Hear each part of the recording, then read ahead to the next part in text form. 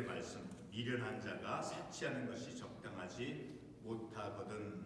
미련한 자, 어리석은 자는 화려하게 삶을 살아가는 것이 온전치 못하다는 거예요. 적당치 못하다는 거예요. 그리고 하물며 종이 방백을 다스림이야. 그러니까 노예가 그 통치자를 다스릴 수 없다라는 의미죠.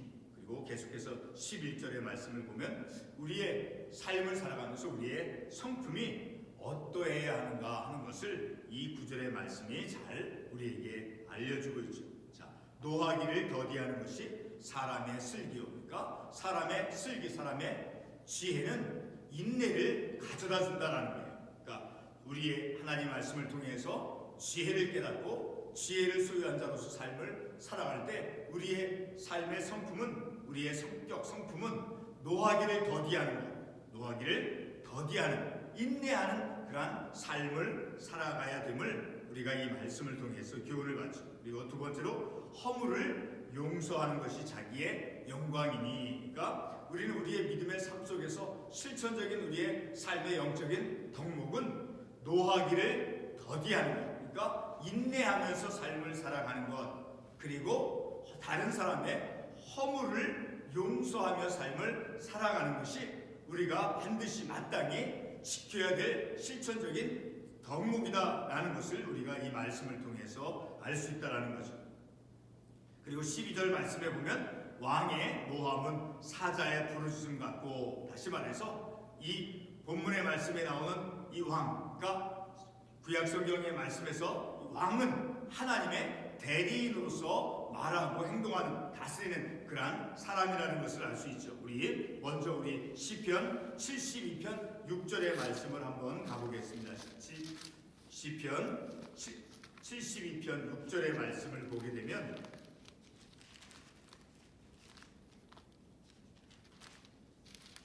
시편 72편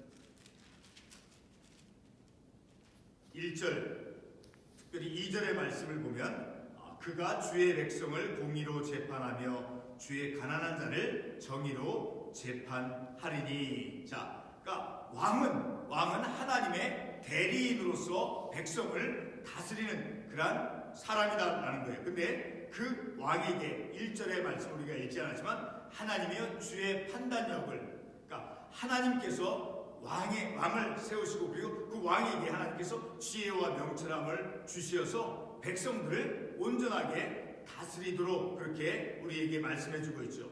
자, 아무튼 이 왕은 하나님의 대리인으로서 백성들을 다스리는 그런 사람이죠. 근데 그 왕의 노함은, 그러니까 왕이 판단하고 왕이 어떤 결정을 내리는 것, 그것에는 어떤 큰 엄한 그 권위가 있다라는 것을 우리가 이 말씀을 통해서 알 수 있죠. 그리고 그의 은택은 풀이의 이슬 같으니라. 자, 이슬을 먹고 이 식물들이 자라가죠. 그와 같이 왕이 그 베풀어주는 그런 은택은 아주 식물이 그 이슬을 먹고 자람과 같이 귀한 것이다. 그러니까 우리 백성들이 왕에 대해서, 통치자에 대해서 어떤 태도, 어떤 기대를 우리가 가져야 되는가 하는 것을 이 말씀을 통해서 교훈을 받을 수 있죠. 계속해서 13절의 말씀을 보면 미련한 아들은 그의 아비의 재앙이요. 그러니까 자식의 그 미련함은 부모에게 큰 근심과 걱정이 되어준다라는 것을 우리가 이 말씀을 통해서 알 수 있죠. 그리고 다투는 아내는 이어 떨어지는 물방울이라. 우리 같은 잠언 25장 24절의 말씀을 보게 되면 잠언 25장 24절에 다투는 여인과 함께 큰 집에서 사는 것보다 움막에서 혼자 사는 것이 나으니라. 그러니까 어리석은 그 다투고 이렇게 싸우는 그런 관계가 깨어짐 속에서 삶을 살아가는 것보다 다투는 여인과 함께 큰 집에서 사는 것보다 어떻다라는 거예요? 움막에서 혼자 사는 것이 나으니라. 그러니까 가정에서 그 아내와 다투는 것은 참으로 어리석은 것이다 라는 것을 우리가 이 말씀을 통해서 알 수 있다라는 거예요. 우리 같은 잠언 17장 25절의 말씀에도 한번 찾아가 보겠습니다. 잠언 17장 25절에서 어떻게 말씀하고 있는가.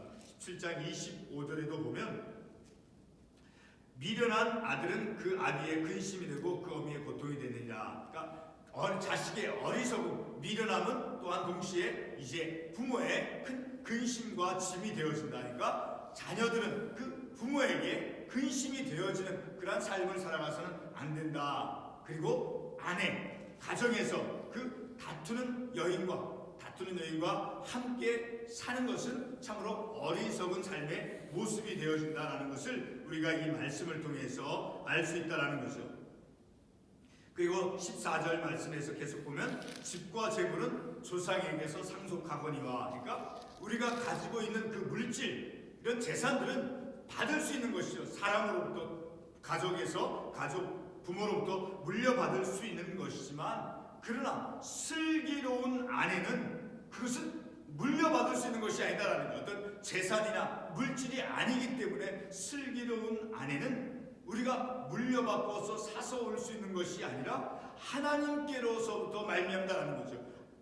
슬기로운 아내는 여호와께로서 말미암느니라. 그러니까 하나님께서 허락해 주시는 것이다라는 거죠. 우리가 어떤 것을 물건을 취하듯이 그렇게 가져올 수 있는 것이 아니라 그것은 슬기로운 아내는, 명철한 아내는 지혜로운 아내는 하나님께로부터 말미암다는 것, 하나님께로부터 주어진다라는 것이죠. 그러니까 얼마나 귀한 것이라는 것을 알 수 있다라는 것이죠.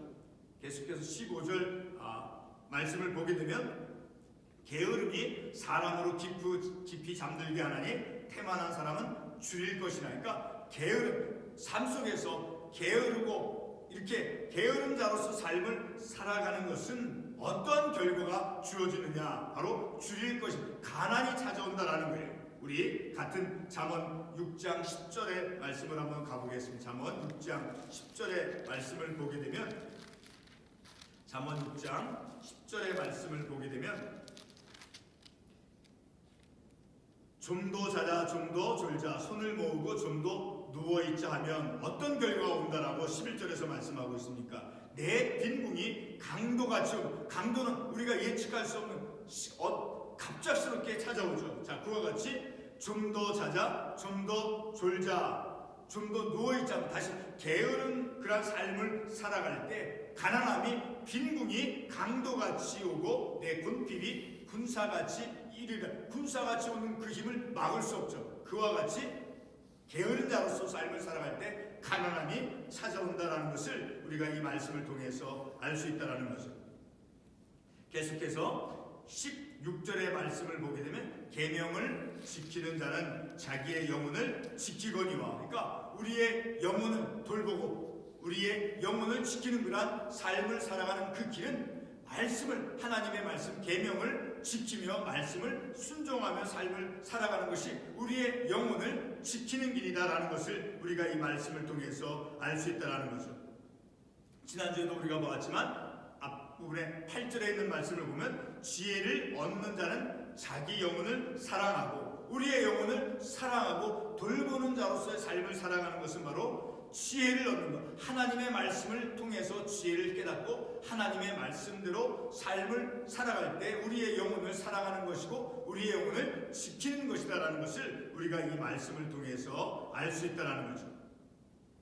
그리고 16절 하반부에 자기의 행실을 삼가지 아니하는 자는 죽으리라. 늘 그러니까 온전히 자기의 행실이 바른 믿음의 길로 나아가야 됨을 우리가 이 말씀을 통해서 알 수 있다는 거죠. 우리 같은 잠언 16장 17절의 말씀을 한번 찾아가 보겠습니다. 16장 17절의 말씀을 보게 되면 악을 떠나는 것은 정직한 사람의 대로이니, 그러니까 정직한 자로서 믿음 안에서 우리가 신앙의 삶을 살아가면서 정직한 자로서 삶을 살아갈 때는 악을 떠나서 삶을 살아가야 된다는 거예요. 악과 함께 삶을 살아가서는 안 돼요. 악을 떠나서, 그래서 자기의 길을 지키는 자, 그러니까 자기의 행실들 바르게 행하는 사람은 자기의 영혼을 어떻게 한다고 했어요? 자기의 영혼을 보존하느니라. 그러니까 우리의 영혼을 보호하고 보존하는 삶은 자기의 행실을 바르게, 악을 떠나서 삶을 살아가야 되는 것이다라는 것을 우리가 이 말씀을 통해서 깨달을 수 있죠. 자, 계속해서 17절의 말씀을 보게 되면 가난한 자를 불쌍히 여기는 것은 여호와께 구워 드리는 것이니, 특별히 성경 말씀에서 가난한 자에 대한 하나님의 그 관심, 그러니까 우리의 삶을 살아가면서 가난한 자는 성경에 나와 있죠. 예나 지금이나 어느 곳에나 가난한 자는 있기 마련이다라고 성경에서 말씀하고 있죠. 자, 그러한 우리들의 이웃, 가난한 사람들을 긍휼히 여겨주고 불쌍히 여겨주는 것, 그리고 그들에게 선행을 베풀어 주는 것은 하나님께 꾸어주는 것이다. 다시 말해 하나님께로부터 어떤 보상을 받을 수 있는 길이다라는 거예요. 자, 우리가 선행, 믿음을 가지고 구원을 받은 자로서의 삶을 살아가는 그런 구원받은 자가 기대되어지는 것은 구원받은 자가 반드시 이 세상 속에서 삶을 살아가면서 해야 할 일은 바로 선행을 베풀면서 선을 행하면서 삶을 살아가는 것이 진정한 구원받은 자로서의 삶의 길이다라는 것을 우리가 이 말씀을 통해서 알 수 있다라는 것을, 우리 같은 잠언 14장 21절의 말씀을 한번 가보겠습니다. 잠언 14장 21절에서 어떻게 말씀하고 있는가? 이웃을 업신여기는 자는 죄를 범하는 자요. 그러니까 가난한 자가 있을 때 그들을 멸시하고 그들에게 아무런 선행을 행하지 않는 것, 그것은 하나님의 말씀에 의하면 그것은 죄다라는 것을 우리가 말씀을 통해서 알 수 있죠. 계속해서 빈곤한 자를 불쌍히 여기는 자는 복이 있나니, 업신여기는 것 대신에 바로 긍휼히 여겨주는 그러한 선행을, 가난한 자들 향해서 선을 베푸는 그러한 삶이 복된 자로서의 삶이다라는 것을 우리가 이 말씀을 통해서 알 수 있다라는 거죠. 18절의 말씀, 내가 내 아들에게 희망이 있은즉 그를 징계하되 죽일 마음은 두지 말자. 그러니까 늘 자식에 대해서, 자녀에 대해서 이제 그 희망을 가지고, 기대를 가지고 삶을 살아갈 수 있는 것은 그에게 징계를 통해서 바른 믿음의 길로 이끌어 갈 수 있다라는 것을 우리가 이 말씀을 통해서 알 수 있다라는 거죠. 그리고 19절 말씀, 노하기를 맹렬히 하는 자는 벌을 받을 것이라. 앞부분에서 11절 말씀에서 뭐라고 말씀하십니까? 노하기를 더디하는 것이 사람의 슬기요. 자, 노하기를 더디한, 인내하면서 삶을 살아가는 것. 그런데 이 구절에서 노하기를 맹렬히 하는 자니까 급하게, 그 맹렬한 그 노는 바로 성급히 화내는 것을 의미하죠. 그렇게 성급히 화를 내는 사람, 자, 그러한 것은 침착하게 가라앉히기가 힘들다라는 것을 우리가 이 말씀을 통해서 알 수 있다는 거예요. 아무리 너그러워도 급하게 맹렬한 노를 일으키는 그 사람은 어떤 친절함으로 어떻게 좀 너그럽게 해도 그것이 쉽지 않다. 그래서 우리의 믿음의 삶은 노를 맹렬히 하는 자로서 삶을 살아가는 것이 아니라, 그것은 하나님의 말씀에 따르면 노를 맹렬히 하는 자는 벌과 그만한 대가를 받게 되어진다는 거예요. 대신에 우리는 노하기를 더디하면서 지혜로운 자로서 인내하며 우리의 삶을 살아가야 됨을 우리가 이 말씀을 통해서 알 수 있다는 거죠.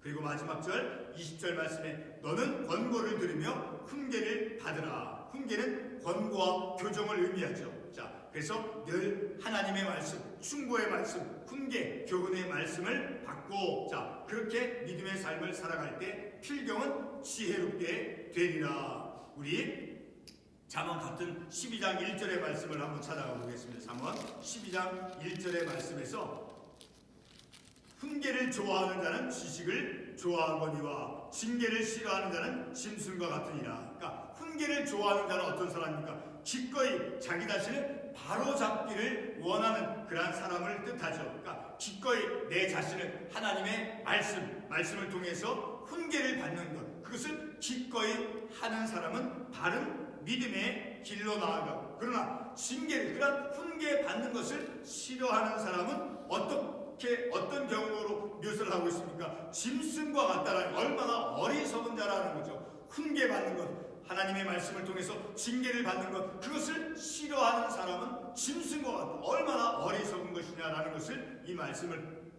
통해서 알 수 있죠. 오늘 우리 이러한 말씀을 통해서 오늘 우리가 읽은 이 말씀도 우리에게 하나님께서 주시는 그러한 지혜, 훈계, 교훈의 말씀이죠. 그러한 말씀들을 우리가 듣고 받고 그것을 기억하며 그것을 실천하면서 우리의 삶을 살아갈 때 우리는 이 땅에서 믿음의 삶 속에서 지혜로운 자로서 우리의 믿음의 삶을 살아가는 길임을 우리가 이 말씀을 통해서 깨닫습니다. 기도하겠습니다.